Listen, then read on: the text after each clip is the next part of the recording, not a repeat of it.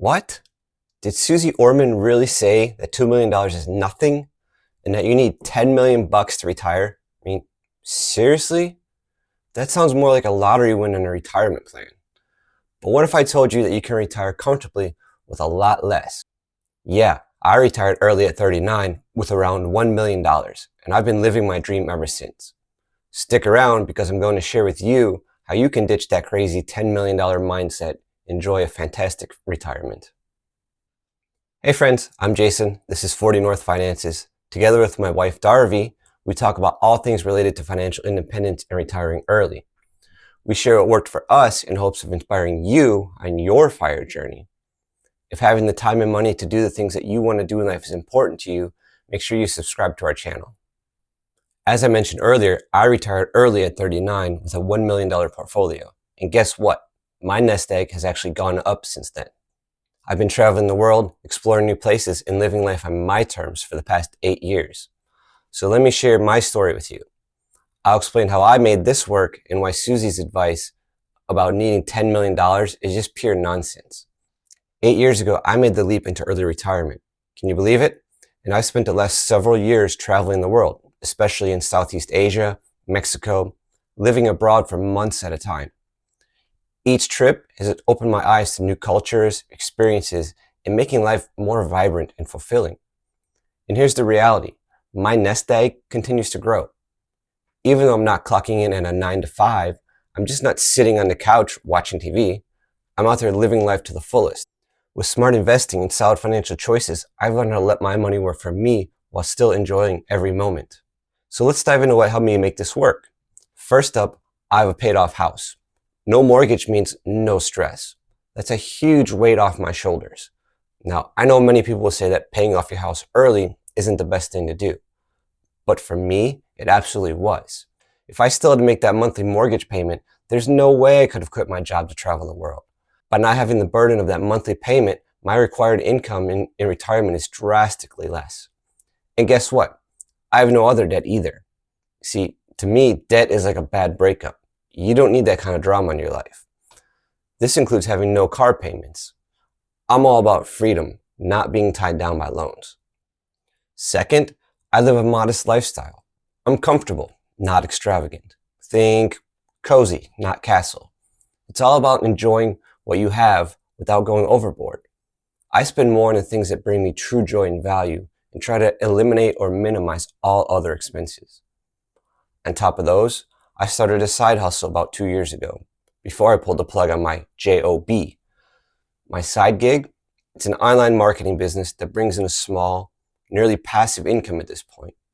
Sure, it's not a fortune, but it does help me touch less of my nest egg funds, which is a win in my book. I also live in a low-cost area where my dollar stretches much further. See, location really does matter. If you choose to live in a high-cost living area, that's great. Just know that doing so is likely to delay when you're able to retire. If you're finding this video helpful so far, you should sign up for our free newsletter, and we'll send you a free ebook, The Fire Starter Guide, How to Achieve Financial Independence and See the World. Just look for the link down below or go to our website, 40northfinances.com. Another way that I stretch my retirement dollars is that I rarely eat out when I'm in the USA. The cost of eating out in the US has gotten truly insane. And don't even get me started on tipping culture in this country. Besides, my wife Darvi, she's Asian and a great cook, so I'd much rather eat at home regardless of the cost. Speaking of my wife, another huge key to my success is that I'm married to someone who shares my financial goals and principles.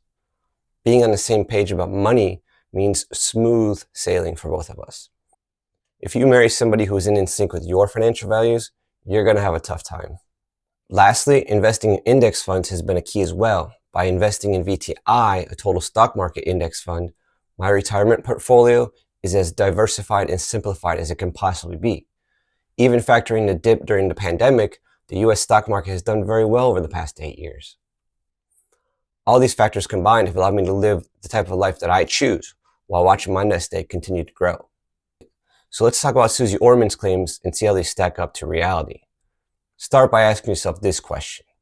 How many people do you know that have a net worth of $10 million or even $5 million? Let's look at some statistics. most Americans have far less than 1 million saved for retirement.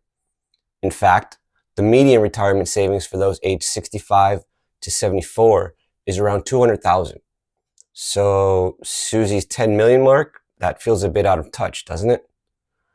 For those 55 to 64, the median drops to 185,000. And for those 45 to 54, median retirement savings is only $115,000.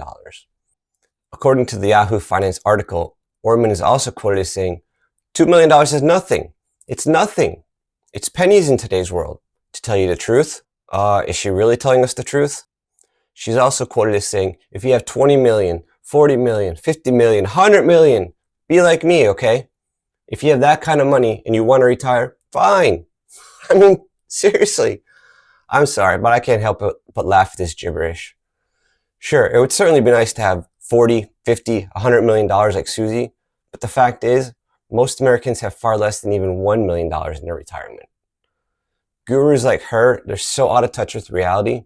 If you take advice from somebody like her, you're likely never going to retire because you'll never have enough, at least according to her. You're more likely to drop dead of a heart attack at 62 from overworking.